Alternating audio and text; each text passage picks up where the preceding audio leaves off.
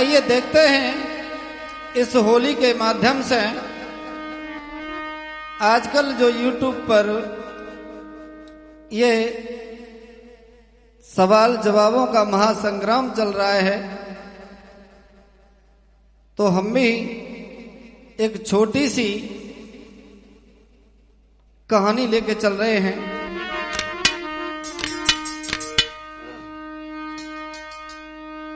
एक बार भगवान कन्हैया राधा से बोले हैं, राधे तुमने मुझे बहुत कष्ट दिया है, और कहने लगे हैं,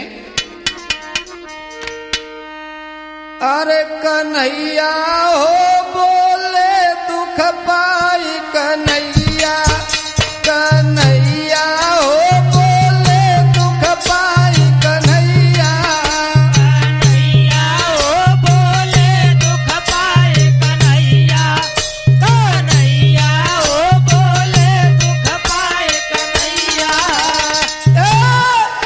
कन्हैया हो बोले दुख पाई कन्हैया, कन्हैया हो बोले दुख पाई कन्हैया, कन्हैया हो बोले दुख पाए कन्हैया, कन्हैया हो बोले दुख पाए कन्हैया। कन्हैया कहने लगे हैं, राधे क्या बोले हैं? तुमने मुझे जो कष्ट दिया है वो मैं कभी नहीं भूलूंगा।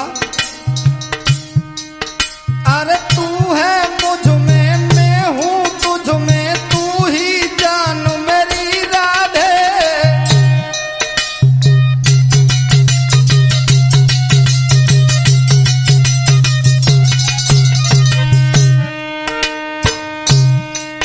अरे तू ही नहीं तो मैं भी नहीं हूँ, तू ही जान मेरी राधे।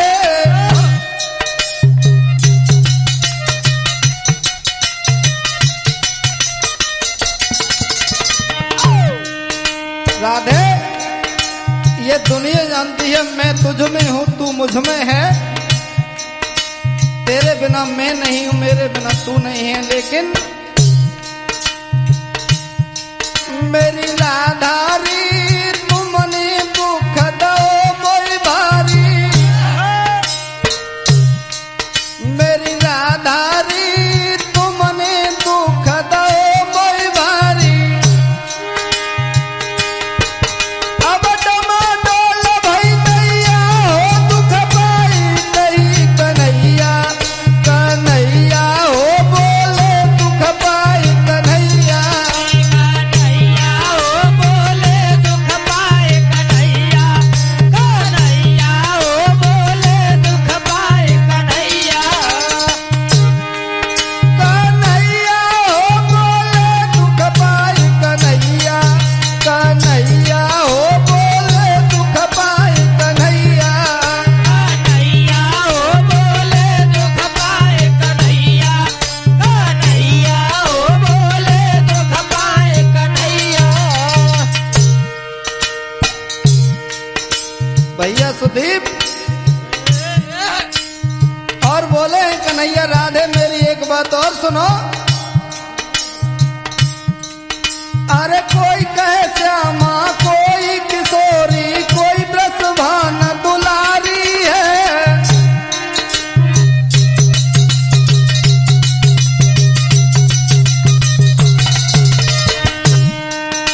राधा तुझे कोई किशोरी कहेगा, कोई श्यामा, कोई ब्रजभान दुलारी।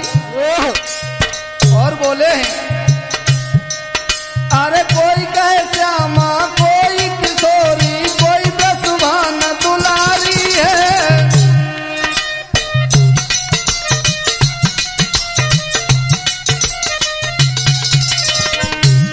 अट्ठाईस नाम जगत में तेरे लेंगे नर नारी है।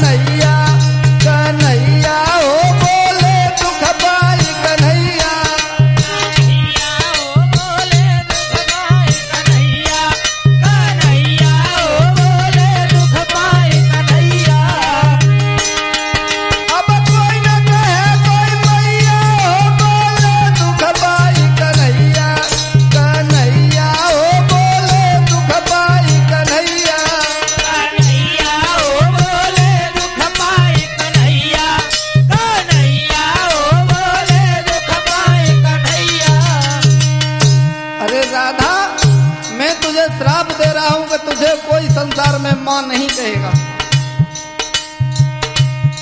और लिखा है आगे भैया,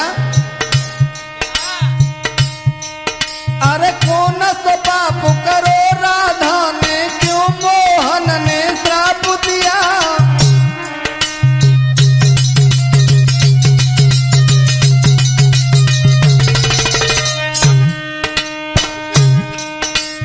कहीं नागेंद्र लिखो मैंने उतना, जितना बुद्धि ने साथ दिया।